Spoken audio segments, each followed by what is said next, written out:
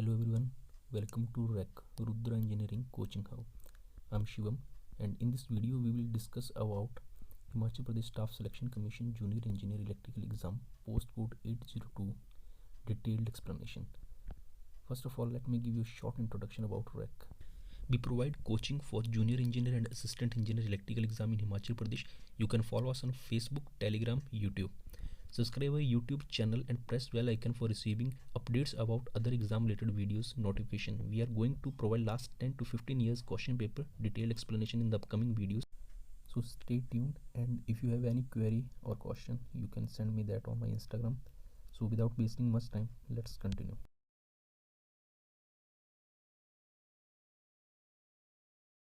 So question 1 is, what is the legal requirement to which a distributor is subjected? Legal mean mandatory. So इसमें option A is the correct. क्यों?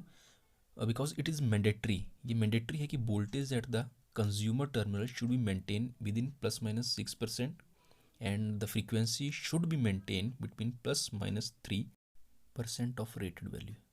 मतलब इनकी value in values से ज़्यादा deviate नहीं होनी चाहिए एट कंज्यूमर टर्मिनल.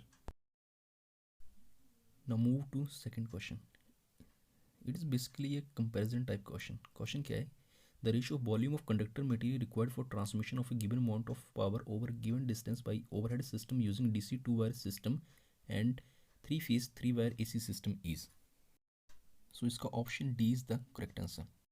Comparison करते टाइम हम 2-3 assumptions assume करेंगे. First is same power transmitted by each system. Second, the distance over which the power is transmitted remains same. Third, the line losses are same in each case. So first हम calculate कर रहे हैं DC 2-wire system with 1 conductor earth के लिए. इसको हम compare करेंगे 3-phase 3-wire AC system के साथ कंपेयर करेंगे. सो वीडियो को पॉज करिए and read this expression for 2-wire DC system with 1 conductor earth. अब हम 3-phase 3-wire AC सिस्टम के लिए ये जो एक्सप्रेशन है, सेम एक्सप्रेशन, उसको फाइंड आउट करेंगे. सो 3-phase 3-wire सिस्टम जो बेसिकली हम यूज़ करते हैं ट्रांसमिशन सिस्टम के लिए. ट्रांसमिशन के लिए 3-phase यूज़ करते हैं यूजली, और 3-phase 4-wire सिस्टम जो वो हम डिस्ट्रीब्यूशन के लिए यूज़ करते हैं. So 3-phase 3-wire system whether connected in delta और स्टार, हमें सेम ही एक्सप्रेशन मिलेगा स्टार और डेल्टा कनेक्शंस दोनों के लिए. एंड वो एक्सप्रेशन है this value 0.5 K upon cos square phi. So option D is the correct answer. Now move to question 3. Question 3 is, an overhead transmission line has a span of 220 meter. The conductor weight is 604 kg per kilometer. If the ultimate tensile strength of conductor is 5758 kg and a factor of safety 2, the maximum sag is. सो यहाँ पे span की जो value है वो metres में दी है, and conductor wait की जो वैल्यू है वो केजी में दी है, केजी पर किलोमीटर में, एंड अल्टीमेट टेंसाइल स्ट्रेंथ की वैल्यू भी केजी में ही है. As we know the formula of sag, S is equal to WL² upon AT. यहाँ पे T जो टेंशन है उसकी वैल्यू डायरेक्टली ना देकर अल्टीमेट टेंसाइल स्ट्रेंथ और सेफ्टी फैक्टर की फॉर्म में दी हुई है. सो हमें टेंशन T की जो वैल्यू है वो अल्टीमेट टेंसाइल स्ट्रेंथ और सेफ्टी फैक्टर के रिलेशन से फाइंड आउट करनी है. ठीक है, तो उसमें रिलेशन क्या है? जो T है, T is equal to ultimate strength upon safety factor. So यहाँ पे S is equal to WL² upon AT. तो यहाँ पे जो T की वैल्यू आप पुट करेंगे एंड नॉर्मल वैल्यू जो भी वैल्यू गिवन वैल्यू है वहाँ पे पुट करने के बाद easily you can find the answer. Calculation करते टाइम या तो आप सारी वैल्यूज़ को केजी में सॉल्व कर लो या तो फिर मीटर में सॉल्व करो, but final answer should be in metre. ठीक है, क्योंकि फाइनल आंसर जो है 1.269 मीटर है, मीटर की फॉर्म में दिया है. क्वेश्चन नंबर 4 है, how are voltage distribution and string efficiency affected by rain. So इसका ऑप्शन बी इज करेक्ट है. इसका रीज़न है, in rainy season insulators are naturally wet due to this capacitive reactance decreases and mutual capacitance value increase, thus the ratio of shunt to mutual capacitance decreases. This result in uniform voltage distribution and this in rainy season string efficiency is higher. Now question 5 है कि disruptive critical voltage के लिए कौन सी statement इनमें से correct? Minimum phase to neutral voltage है, minimum phase to phase voltage है, minimum phase to ground voltage है, या फिर minimum phase to cross arm voltage है. So option A is correct. इसका disruptive voltage is defined as the minimum phase to neutral voltage at which corona occur. इसका एक expression भी है, आपने ये फार्मूला देखा होगा कोरोना पावर लॉस के लिए, उसमें बी सी की वैल्यू ये रहती है। एक बी सी का फार्मूला भी है ये, B C is equal to M G del R log A D Y R के बी पर फेस। सो ये वैल्यू जो है ये पर फेस वैल्यूज रहती है ये। So option A is the right answer for question 5। Now move to question number 6।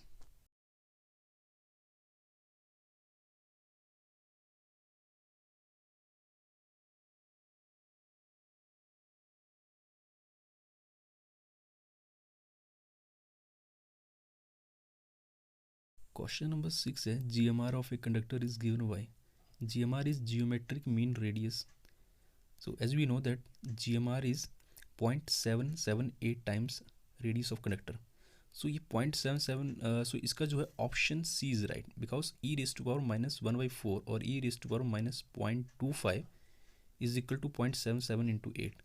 So option C is right.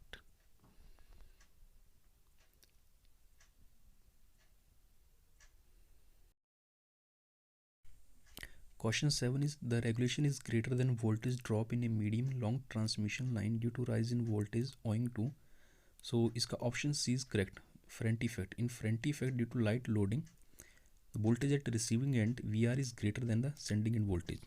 Number 8 का ऑप्शन ए इज राइट। ये स्टैंडर्ड वैल्यूज हैं सर्ज इम्पीडेंस की ओवरहेड एंड अंडरग्राउंड केबल्स के लिए। So option A is right.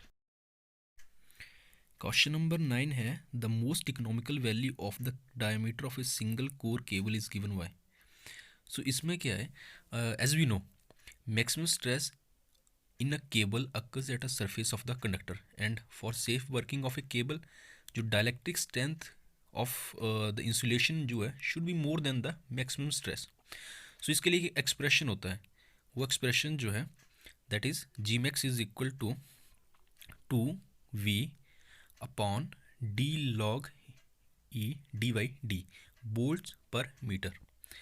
So जब इसको solve करेंगे so most economical conductor diameter के लिए स्मॉल डी की वैल्यू होगी that is equal to D upon 2.718 and जब इसको सॉल्व करेंगे तो जी मैक्स की वैल्यू आएगी G max is equal to 2b upon D. So यहाँ पे हमें जी मैक्स ना पूछ के उसने डी पूछा था, ठीक है, तो D is equal to 2b upon G. Option D is right.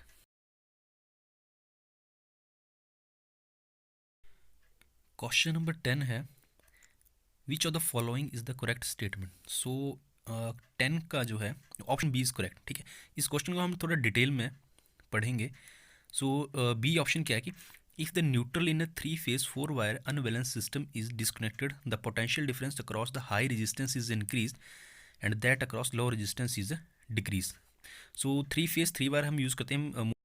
So when the neutral wire in a 3-phase 4-wire system is disconnected, the load which are connected between any two line conductor and neutral are get connected in series, and the potential difference across the combined load becomes equal to line voltage. The potential difference across each load is changed according to the rating of the load. So अब हम एक example लेकर इस question को समझने की कोशिश करेंगे, ठीक है। Suppose phase sequence is RYB. Now a resistance of 100 ohm is connected between R phase and neutral, and a 15 ohm resistance is connected between Y and neutral in a 3-phase 4-wire system. So जब ये इनको हम ऐसे connect करेंगे तो ये कुछ इस तरह से इनके कनेक्शन कुछ इस तरह से होंगे, ठीक है। Now if neutral break, the two loads R1 and R2 are get connected in series and potential difference across them becomes equal to line voltage 400 volt. Now current through load I की value हो जाएगी line voltage upon R1 plus R2, that is 2.67 ampere. Now 2.67 ampere current will flow through R1 and R2. Therefore potential difference across R1 will increase and potential difference across R2 will decrease. अब एक बार फिर से question की statement को जरा check कीजिए।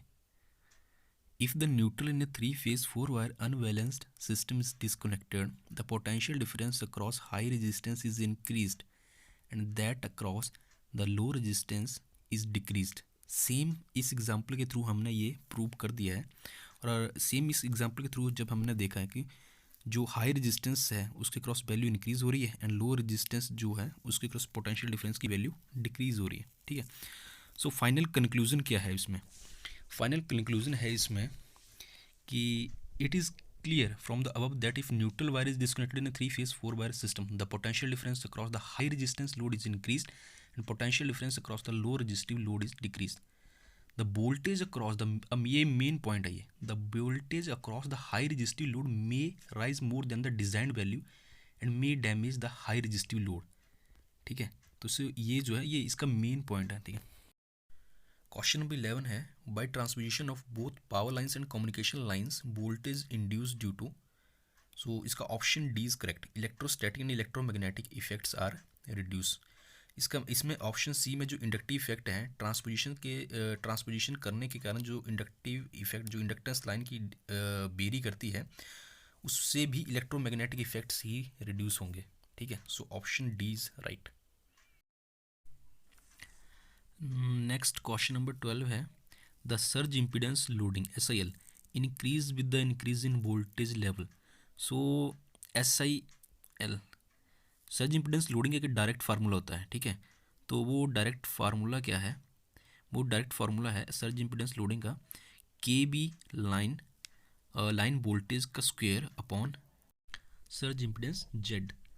सो option A is correct, SIL varies as the square of the operating voltage. Question number 13 में HVDC bipolar HVDC line के लिए कोरोना लॉस की वैल्यू पूछिए। तो इसका एक डायरेक्ट फार्मूला होता है, यूनिपोलर और बाईपोलर दोनों के लिए अलग अलग एक फार्मूला होता है अलग से, ठीक है। तो उसकी डायरेक्ट वैल्यू होती है। तो ये जो डायरेक्ट फार्मूला होता है इसका, तो इसकी ऑप्शन सी जो है is the correct answer. Usually DC और HVDC के केस में जो power loss due to corona होता है वो लेस होता है as compare to AC। Question number 14 का option C is correct, guarding of line crossing और अप्रोचिंग ईच अदर, ये इंडियन इलेक्ट्रिसिटी रूल 87 में आता है and every guard wire shall be connected with earth at each point, ये जो है Indian electricity rule 88 में आता है, ठीक है। So option C is right. Question number 15 है the reactance of a coil suitable for 33 kV three phase transmission system of which the capacitance to earth of each conductor is 4.5 microfarad is given by. So question number 15 में जब solve करते time आपको frequency की value 50 hertz खुद consider करनी पड़ेगी, ठीक है। तो लाइन टू अर्थ कैपेसिटेंस की वैल्यू 4.5 माइक्रोफैराड गिवन है। For Petersen coil grounding reactance XL of the Petersen coil should be equal to XC/3 where X is the line to earth capacitive reactance of the Petersen XL is to XC/3 is equal to 1/3 omega C। So omega की value में आपको frequency की value 50 hertz put करके omega की value 2.2 pi f, ठीक है। तो और C की वैल्यू पुट करने के बाद आपको यहाँ से 235.8 आंसर मिलेगा। So option A is correct. Question number 16 है many SVS schemes are in operation, some of commonly use schemes are. SVS को हम SVC भी बोलते हैं, static var compensator and static var compensating system, और इसको TCC भी बोलते हैं, thyristor control compensator. It consist a thyristor control reactor TCR in parallel with a fixed capacitor C। Flexible AC transmission system के लिए हम इन्हें यूज़ करते हैं। ये टू टाइप्स के होते हैं basically, shunt facts and series facts. Shunt facts की कुछ टाइप्स हैं SVC static VAR compensator, FC TCR fixed capacitor thyristor control reactor, TSC TCR thyristor switch capacitor thyristor control reactor, STATCOM static compensator static synchronous compensator, and series facts में आते TSSC thyristor switch series capacitor, TCSC thyristor control series capacitor, SSSC static. Question number 17 है a two pole 50 hertz 11 kV turbo generator has the rating of 60 megawatt power factor 0.85 lagging, its rotor has a moment of inertia of 8800 kg meter square, kinetic energy stored in the rotor at synchronous speed is, as we know the formula for kinetic energy stored in the rotor at synchronous speed equal to GH equal to 1/2 I omega square, so यहाँ पे omega की value है omega is equal to 2πn/60. As we know, alternator run at synchronous speed ns. ns is equal to 120 into f upon p. 120 into 50 upon 2 equal to 3000 rpm. तो जो alternator है वो run करेगा 3000 rpm के ऊपर. सो इस question को जब सॉल्व करेंगे तो इसमें मोमेंट ऑफ इनर्शिया की वैल्यू हमें गिवन दी है 8800 kg metre square and rotor की स्पीड हमने कैलकुलेट कर ली है 3000 rpm. काइनेटिक एनर्जी जो फार्मूला हमें पता है GH is equal to 1/2 I W square. ये I जो है यहाँ पे वो मोमेंट ऑफ इनर्शिया की वैल्यू. इसको जब हम फर्दर सॉल्व करेंगे तो ये 60.0.25 की हमें कोई ज़रूरत नहीं है, ठीक है. सो जब हम इसे फर्दर सॉल्व करेंगे तो हमारे पास जो फाइनल रिजल्ट आएगा that will be 434.6122 mega joule. So option A is the correct answer for question number 17.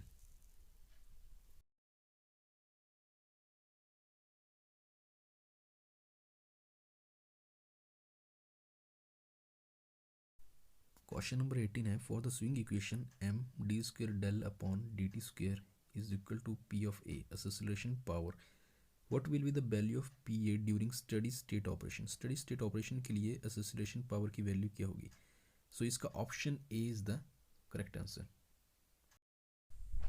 pa is the acceleration power and pa is equal to pm minus pe and therefore pa is equal to m into d square del upon dt square or pa equal to m into alpha where alpha is equal to acceleration is equal to d square del upon dt square.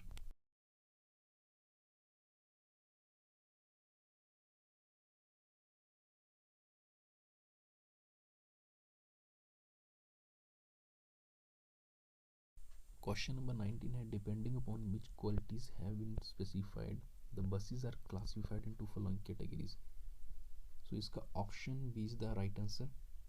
PB buses, PQ buses and select buses. Power system में almost 85% buses होती हैं वो load buses होती हैं जिसको हम बोलते हैं पीक्यू बसेस. इनमें पी और क्यू की वैल्यू स्पेसिफाई होती है और अनस्पेसिफाइड वैल्यू जो होती है वो बी और डेल की वैल्यू स्पेसिफाई नहीं होती है. 15% बसेस जो होती हैं वो जनरेटर बसेस वोल्टेज कंट्रोलर उनको हम पीबी बसेस बोलते हैं. स्लैक बस जो होते हैं वो ऑलवेज हम सिलेक्ट करते हैं पीबी बसेस से. जो जनरेटर बस है वोल्टेज कंट्रोल बस वहाँ से हम एक बस को सिलेक्ट करते हैं. सिलेक्ट बस में डेल एंड वी की वैल्यू स्पेसिफाइड होती है एंड पी एंड क्यू की वैल्यू अनस्पेसिफाइड होती है. क्वेश्चन नंबर 20 है Indian railway use single phase traction system with. So इसका option is the correct answer 25 kV and 50 hertz. Question number 21 है which type of motor is used in Kando system of track electrification. So Kando system में हम use करते हैं 3 phase induction motor. So option D is the right answer. Question number 22 है which of the following is the correct statement. So option B is correct. Urban और city services के लिए जो stop की डिस्टेंस होती है less than 1 kilometre and acceleration ranges from 2 to 4 kilometre per hour per second and retardation ranges from 3 to 4 kilometre per hour per second. Question number 23 है which of the following is not an advantages of linear induction motor. So इसमें से option C को छोड़ के बाकी सब इसकी advantages ही हैं. Option C is not an advantage. Low maintenance cost due to absence of rotating parts, better power to weight ratio, low initial cost. These are advantages of linear induction motor. And overheating of rotor because the rotor moves continuously over the cool rotor plane is not an advantage. It's a disadvantage of linear induction motor. Question number 24 है the electrical power output of a hydro power plant is given by. So इसका option अगर तो question में पूछा होता watt में then option C is the right answer. And अभी जैसे कि इस क्वेश्चन में पूछा है इसने किलोवाट में. सो option D is the right answer.